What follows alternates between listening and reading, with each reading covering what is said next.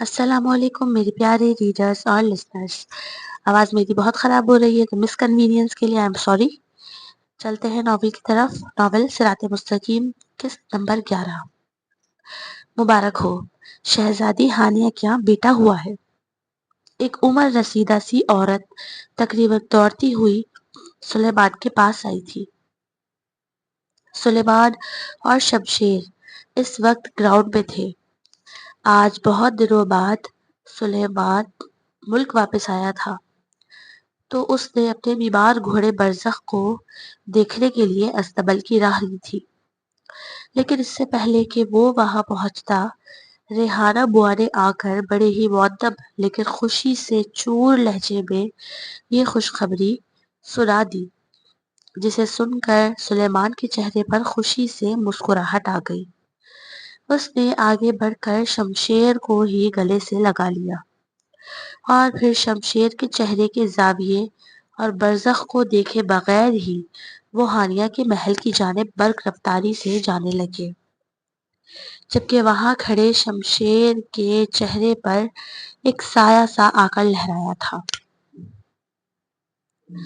اس کے قدم وہیں جم گئے تھے. ماشاء اللہ. ملکہ ہانیہ کے بیڈ کے پاس پڑے شاہانہ طرز کے صوفے پر بیٹھی تھی. ان کے ہاتھ میں سنہری آنکھوں والا ننھا سا شہزادہ تھا، جو دیکھنے میں ایک چھوٹا سا خرگوش معلوم ہوتا تھا، جبکہ بیڈ پر ہانیہ سرہانے سے ٹیک لگائے بیٹھی تھی. اس کے چہرے پر کوئی خوشی کے آثار نہ تھے. اسمارا بھی اس کے ساتھ تھی کہ ایک دم ہی وہاں ہلچل سی مچی. سب نے یکبارگی سے دروازے کی طرف دیکھا تو وہاں سلیمان اپنی پوری شان کے ساتھ کھڑا تھا.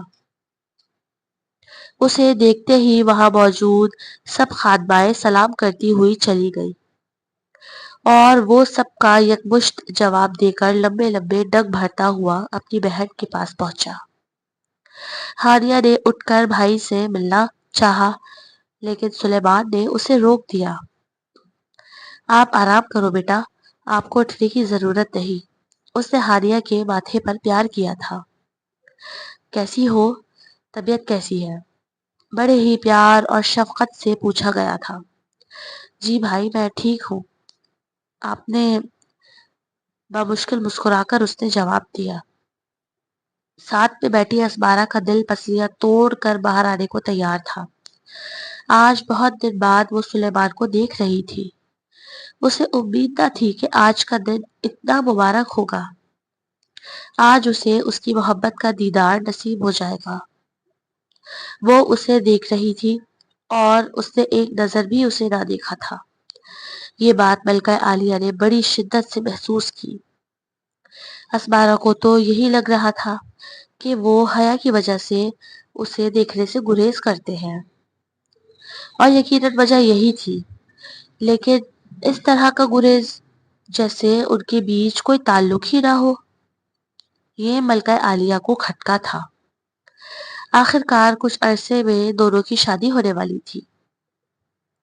تھوڑی دیر بات چیت کر کے سلیمان نے صوفے پر بیٹھی اپنی والدہ کی طرف رخ کیا. ان کے ہاتھ سے اس ننھے سے پھول کو لے کر اس نے بے اختیار پیار کیا تھا. شہزادہ سلیمان کا معمول تھا کہ ہر وقت ہی وضو سے رہا کرتے تھے. ان کا کہنا تھا کہ کسی بھی وقت موت آ سکتی ہے، تو ہر وقت انسان کو گناہوں سے خود کو پاک رکھنے کی ضرورت ہے، اور وضو سے انسان کی روح کو پاکیزگی ملتی ہے. انہوں نے بچے کے کان میں آذان دی اور با آواز بلند نام پکارا. ابراہیم! یہ ہے شہزادہ ابراہیم المیر. المیر کا نام سن کر ہانیہ کے چہرے پر دکھ اور ناگواری آ گئی.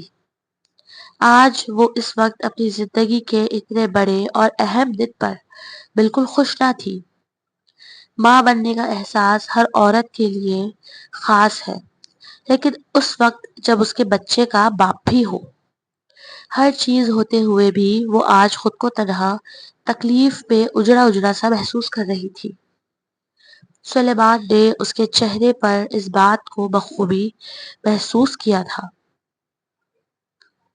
ہاں بھائی ہانیہ، یہ آپ کا نہیں، ہمارا بیٹا ہے، اسے ہم پالیں گے اور یہ ہمارا جانشین بنے گا۔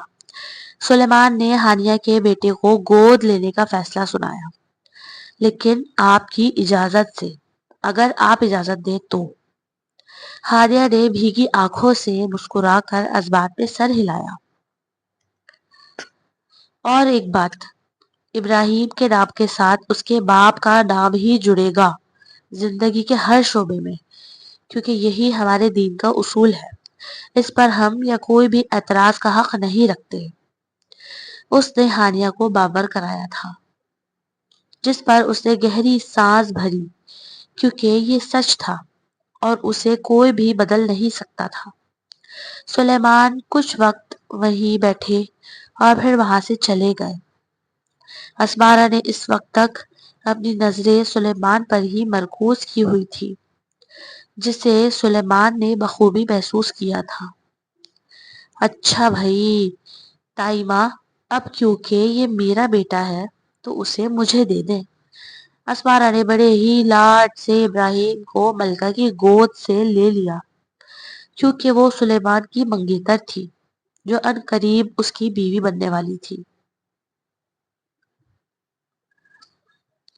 محل میں جشن کا سما تھا۔ سلیمان کو اپنی خاص خادمہ اس ترکش حسینہ کا خیال آیا۔ جب وہ اپنے کمرے میں آئے، انہوں نے اسے وہاں تلاشا، لیکن وہ وہاں ہوتی تو ملتی نہ۔ شمشیر، روا کہاں ہے اور کیا حکم دیا تھا میں نے تمہیں؟ سلیمان نے شمشیر کو بلوایا تھا اور وہ اس پہ سخت برہم ہو رہے تھے۔ شہزادے معاف کیجیے گا، وہ اصل میں برزخ کے ساتھ ہیں۔ جب سے پتہ چلا تھا روا کو کہ آپ کا گھوڑا بیمار ہے، اس وقت سے ضد لگا رکھی تھی کہ وہ اس کا خیال رکھے گی۔ کیا مطلب؟ استبل میں ہے کیا وہ اس وقت اکیلے استبل میں؟ شمشیر، میں کیا کروں؟ وہ نہیں سنتی میری بات۔ مجھے آپ کے نام کی دڑیاں دے رہی تھی کہ میں شہزادے سے کہہ کر تمہیں الٹا لٹکوا دوں گی، تو مجھے جانے دو، ان کے گھوڑے کو میری ضرورت ہے۔ سلیمان کے لبوں کو مسکراہٹ نے چھوا تھا۔ بے وقوف عورت، انہوں نے زیر لب دہرایا۔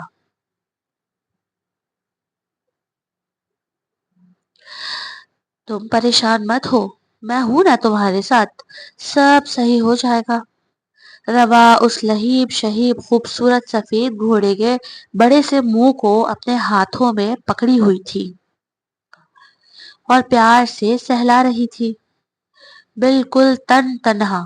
وہ بڑے ہی بے خوفی سے اس گھوڑے سے باتوں میں مصروف تھی، جیسے وہ کوئی انسان ہو اور وہ ترکی زبان میں ہی اس سے کلام کر رہی تھی۔ گھوڑے کو تو یقیناً سمجھ نہیں آ رہا تھا وہ کیا کہہ رہی ہے، لیکن اس کے پیار بھرے لمس سے بڑا مانوس ہو گیا تھا وہ۔ جبھی ہی روا اس کی چوڑی گردن میں اپنے بازو حمائل کیے بڑی ہی معرفتگی سے اسے پیار کر رہی تھی، اور وہ بھی بڑی سکون سے اس کی باتیں سن رہا تھا۔ کیا کرے ہم برزخ، ہم دونوں کا نصیب ایک جیسا ہے۔ آپ کے بابا کے ہاتھ میں ہے ہم دونوں کی لگام، پتہ نہیں کہاں چلے گئے ہیں وہ۔ اس نے اتنا ہی کہا تھا کہ گھوڑا ذرا سا ہڑہڑایا۔ ہاں، بری بات ہے، ایسے نہیں بولتے اپنے بابا کو، وہ برے نہیں ہیں، بس تھوڑا مصروف ہے۔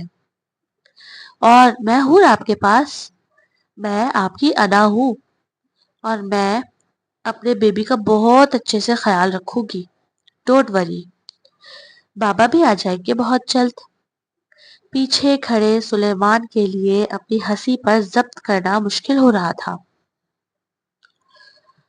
روا ترکی زبان میں نہ جانے کیا کیا بولے جا رہی تھی۔ جانوروں کے لیے روا کی محبت ایسی ہی تھی، وہ ترکی میں لاوارث کتوں کی فلاح و بہبود کے لیے این جی او چلاتی تھی.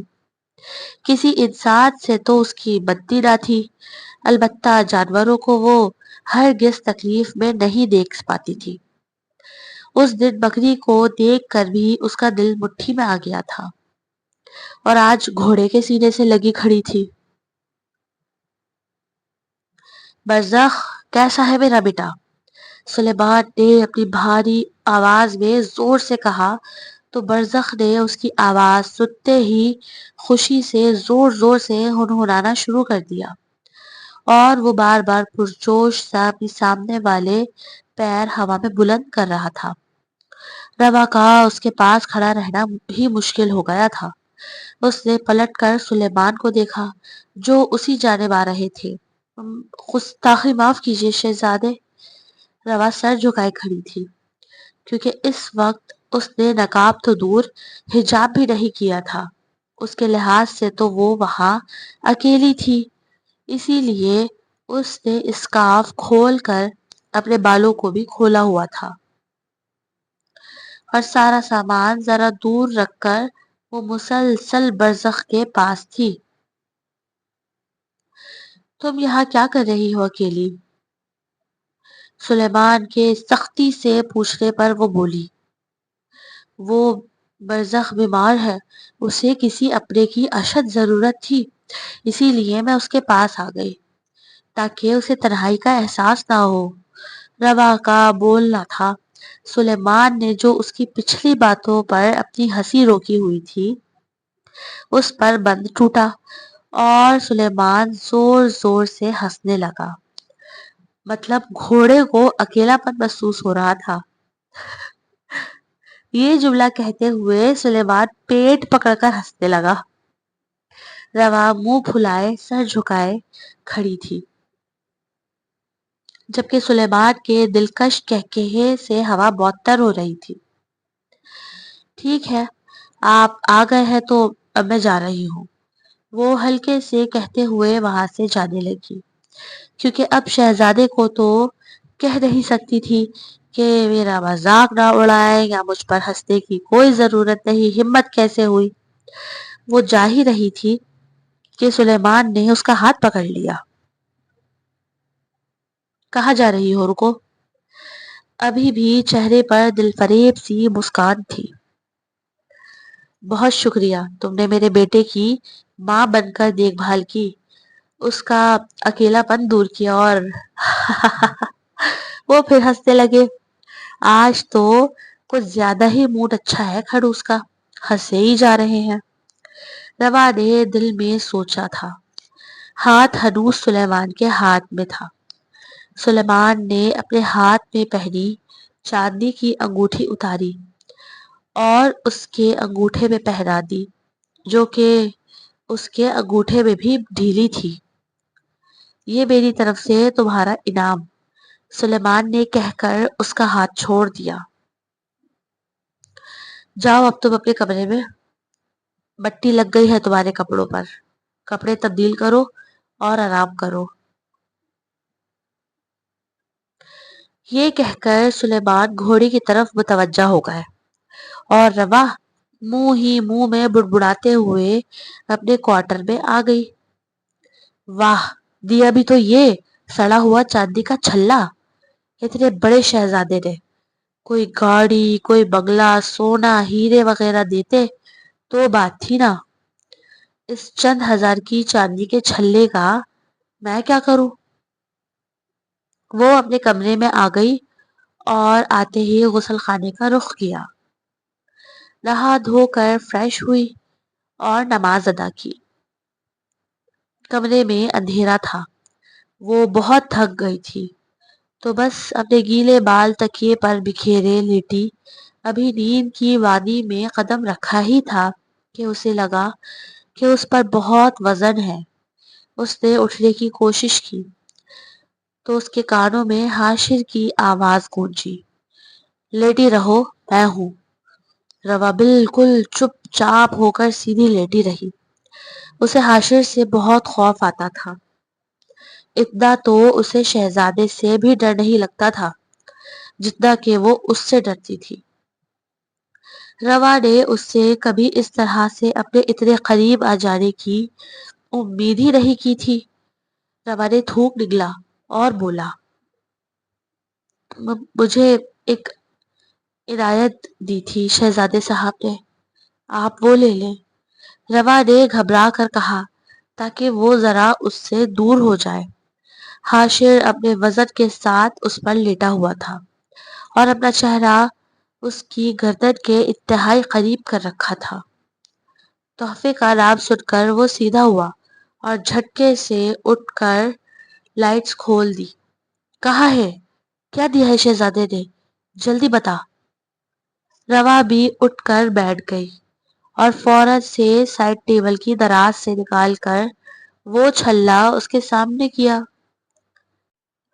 پھرتی اسی لیے دکھائی کہ وہ کہیں اسے تھپڑ نہ مار دے۔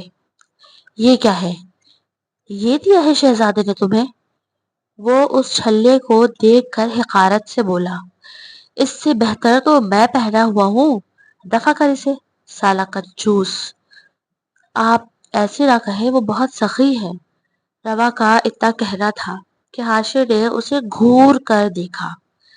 بڑی حمایت کرنی آ رہی ہے، کچھ زیادہ ہی خاص ہو گئی ہے تو ان کی۔ حاشر کے لفظوں کا طنز سمجھ کر روا کے منہ سے نکلا، استغفر اللہ، ایسا کچھ نہیں، آپ مجھ پر الزام لگا رہے ہیں۔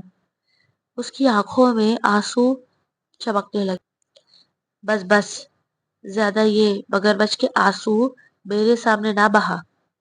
یہ کہہ کر حاشر نے لائٹ بند کر دی۔ روا کا دل یوں تھا کہ پسلیاں توڑ کر باہر آ جائے گا۔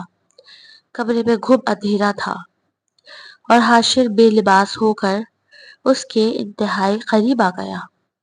پھر تقریباً وہ 2 گھنٹے تک اس کے ساتھ کمرے میں رہا۔ روا نے اس اندھیرے کو غنیمت جانا تھا۔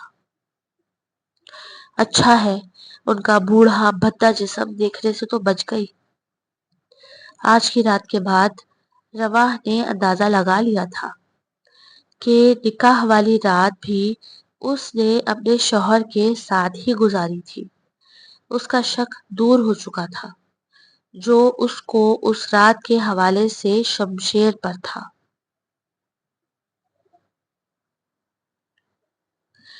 اگلی صبح روا اپنے وقت پر سلیمان کے محل میں موجود تھی، لیکن ابھی وہ باہر ہی لاؤنج میں انتظار کر رہی تھی کہ جب سلیمان اسے پکارے گا تو ہی وہ اس کے روم میں جائے گی۔